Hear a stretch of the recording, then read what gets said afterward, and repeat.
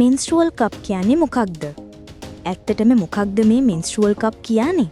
ඉතින් අද අපි බලමු මෙන්ස්ට්‍රුවල් කප් කියන්නේ මොකක්ද කියලා.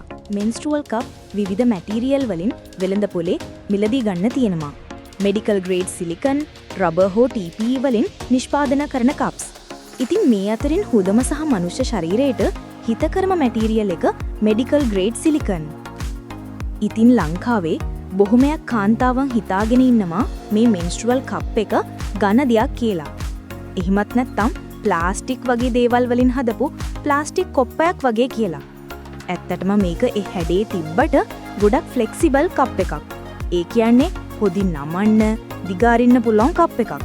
ඉතින් සාමාන්‍ය පැඩ් එකක් යූස් කරනවට වඩා ඉතා හොඳ සුවපහසුවක් සහ අවුරුදු 10ක් පමණ වෙනකම් පොකට් එකට හොඳ ඉතිරියකුත් කරගන්න පුළුවන්. ඉතින් මෙන්ස්ට්‍රුවල් කප් එකක් භාවිතා කරන්නේ කොහොමද? ගැලපෙන සයිස් එකක් තෝරගන්නේ කොහොමද? ලීක් වෙයිද?